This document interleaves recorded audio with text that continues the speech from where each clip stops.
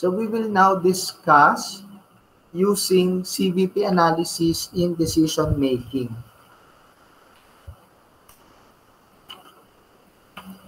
So problem 8 ang gagamitin natin. So this can be found on page 114.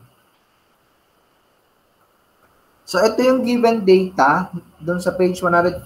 This is sales for 150,000 units. So nireproduce ko lang ito dito.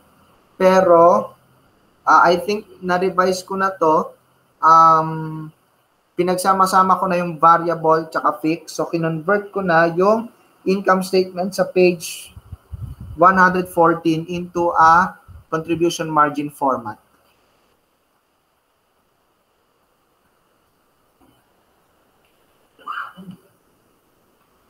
Okay, so according to our problem, next year's forecast of increases. So mag-increase yung production cost. Materials 5%, labor 8%, all other costs including fixed costs 6%. And then another important data, production capacity is 200,000 units.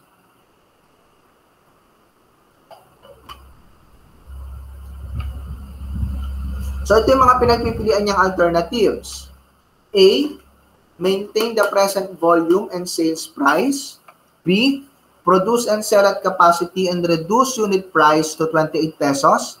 And letter C, raise the unit price to 32 pesos, spend an extra 300,000 on advertising, and produce and sell 180,000 units. So ang task natin dito is i-determine alin sa tatlo ang magbibigay ng pinakamagandang epekto sa profit.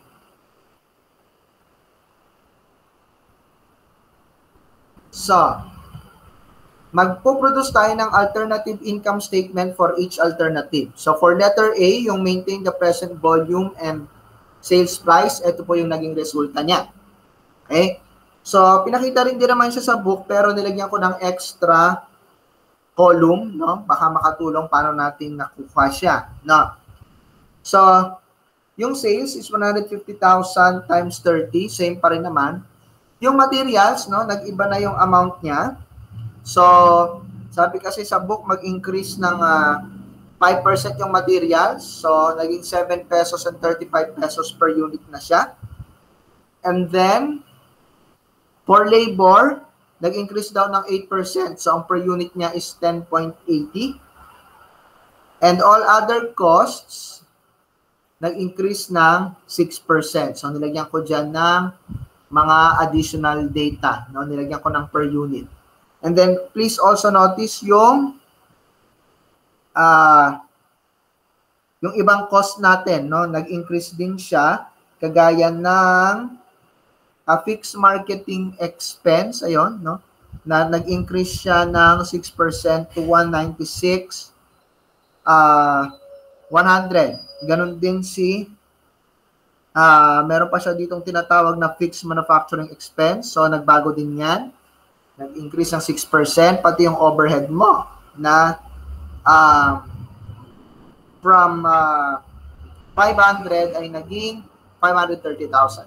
So, ang result ng alternative A is income before income tax na 240,500.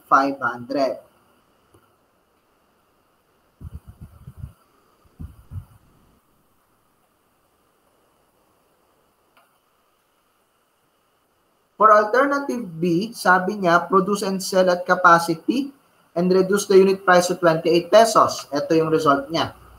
So, ang capacity ayon sa problem is 200,000. So, yun yung ating sales volume multiplied by the new selling price of 28 pesos. So, we've got 5,600,000. And then, yung ating per unit, ayan. So, na-explain ko na siya kanina kung bakit 735, 1080, etc. So, multiply mo lang yung per unit dun sa sales volume. Ano? So, for materials, for example, that's 7 pesos and 35 centavos times 200,000 units. Same applies dun sa iba pang elements. And then, naipaliwanag ko na yung ating fixed cost sa baba. Yan po yung mga bagong fixed cost based dun sa mga increases na sinasabi dun sa problem. So, we ended up here with an income before income tax of 226,300.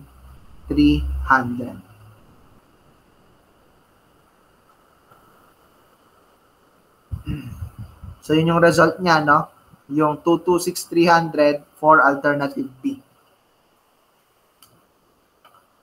For alternative C,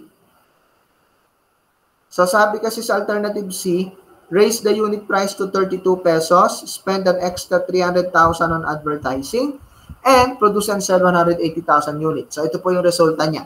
Sales, 180,000 units times 32 pesos. So meron kang 5,760,000. And then, yung manufacturing cost per unit, ayan, nilagyan ko siya ng 735, 1080, etc. base dun sa given kanina. So, multiply mo lang siya na 180,000 to get yung mga amounts dyan sa variable cost and expenses. And then, for the fixed cost, halos ganun pa din, maliban sa isang item, yung marketing mo, no? Nag-increase siya ng 300,000, no? So, yung advertising nung ko nilagay sa marketing. So, yung new amount mo is 496,100. So, all in all, this solution will result to a net income or an income before income tax na 531,980. So, since siya yung pinakamataas doon sa tatlong alternative, that will be the best solution.